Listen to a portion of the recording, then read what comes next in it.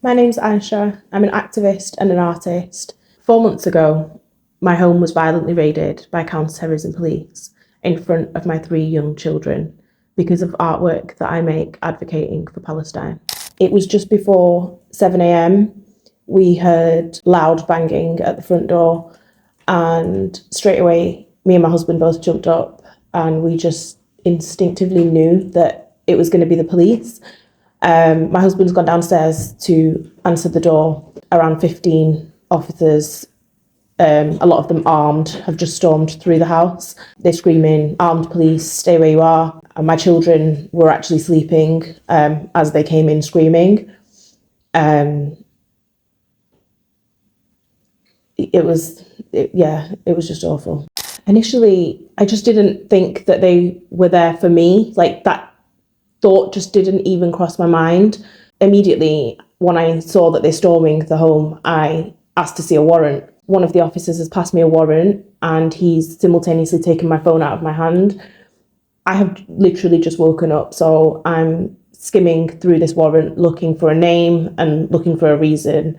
And I've seen my name, and then I've seen that the reason they're here is for, quote, suspected extreme Islamic beliefs and support of a prescribed organisation. So they came under the counter-terrorism powers. As I'm reading this warrant and I'm, questioning them, I've noticed one officer's going up the stairs, and at this point I'm not allowed to move now. I have to stay within their line of sight. He's going upstairs, he's asking me who's upstairs, and I'm screaming at him that I've got 3 children upstairs and they're really young and they've only just woken up. Like, I don't consent for you to go upstairs and be the first thing they see in the morning. And he was like, "Well, why not? Why not?" And I said, "I've got an 11-year-old girl who's sleeping in a vest. I don't want male officers going into her room."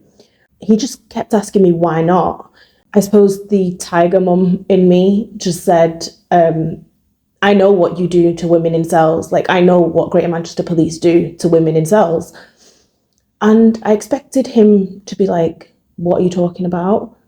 But he just scoffed, and he pointed at his body camera and he said, "That's why we have body cameras."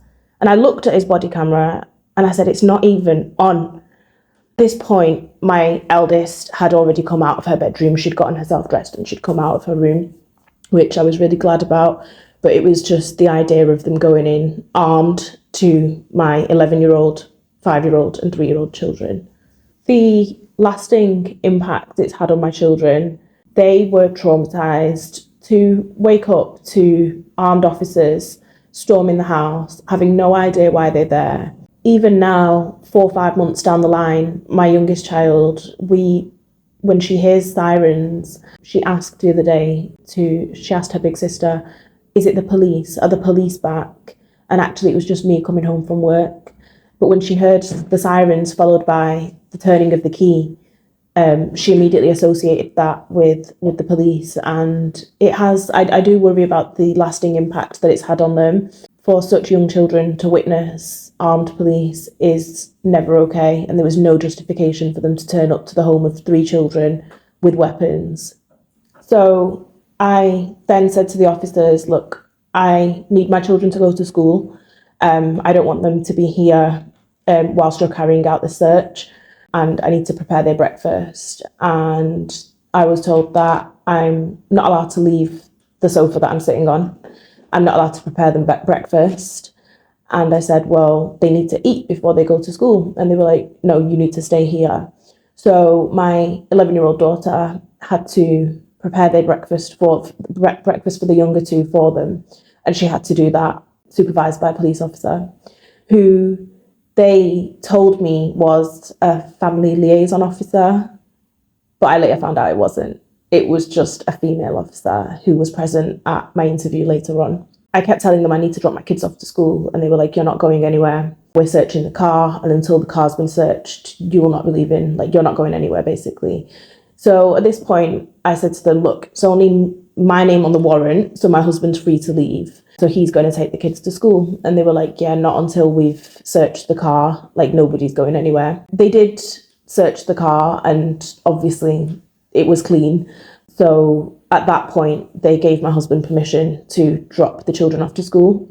One of the officers said she needed to use the bathroom. I offered her use of the 2 toilets that are in my house, and she declined. She left the premises, and I later found out that she had been to contact my children's schools to let them know that a raid had been carried out at the home address under the Counter-Terrorism Act, and basically to keep an eye and check in with my children throughout the day. I didn't give consent for her to contact the school.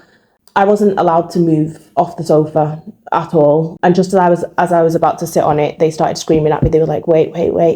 And I thought, what? And then they just like stripped the sofa of all the cushions, all the blankets. And I was like, what are you doing? And they were like, oh, you'd be surprised what people hide down the side of sofas. So I waited for them to tear the sofa apart. Nothing obviously in it. And then I sat down. I had to ask them permission to use the bathroom. I wasn't allowed to make myself a coffee in the morning. My husband had to do it supervised by a police officer. Having to ask permission to do the simplest of things in my own home, every single movement being controlled, not being able to watch or stop someone going through your personal things, it's a feeling I can't describe, and it's not something I ever imagined that I would be able to feel in my own home. I didn't feel safe, violated, and even for a long time afterwards, I wasn't able to look at things in my own bedroom. I didn't want to wear like a lot of my clothes anymore because I knew that they'd been through them.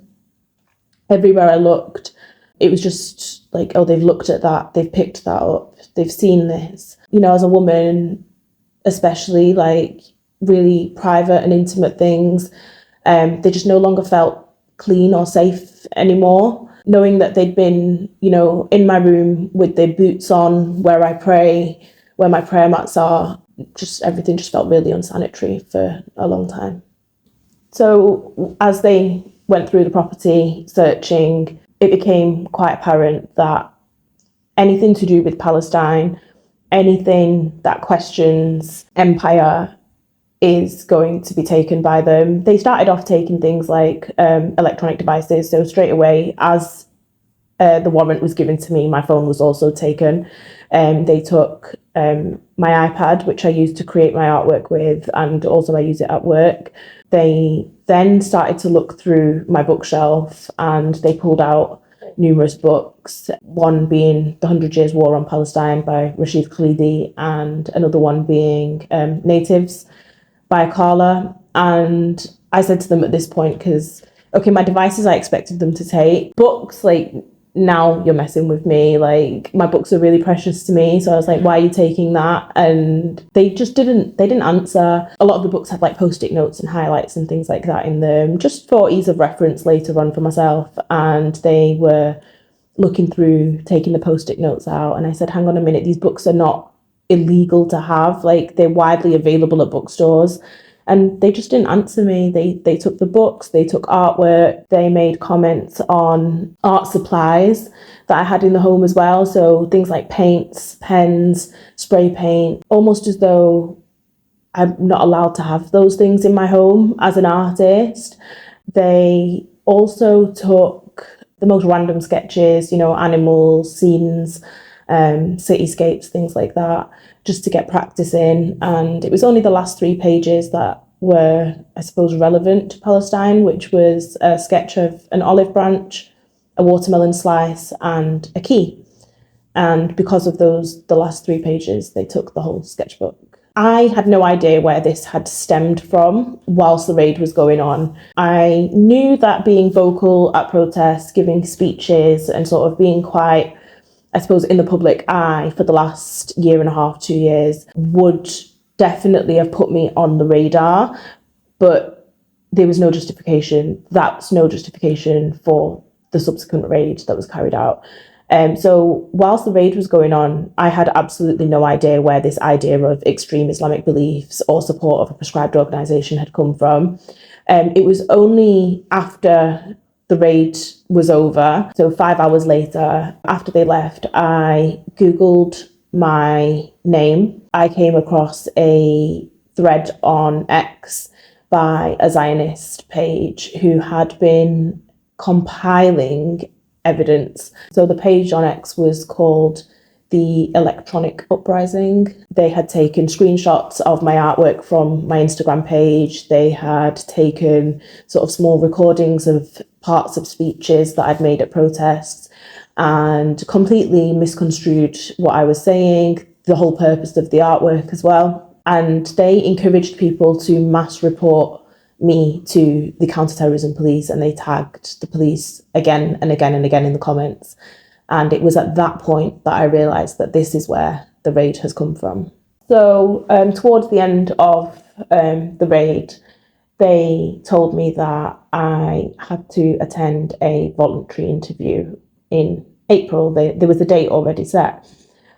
And I said to them, well, what happens if I say no? Because they wanted a confirmation from me there and then that I would be attending this voluntary interview. And I said, well, what happens if I say no?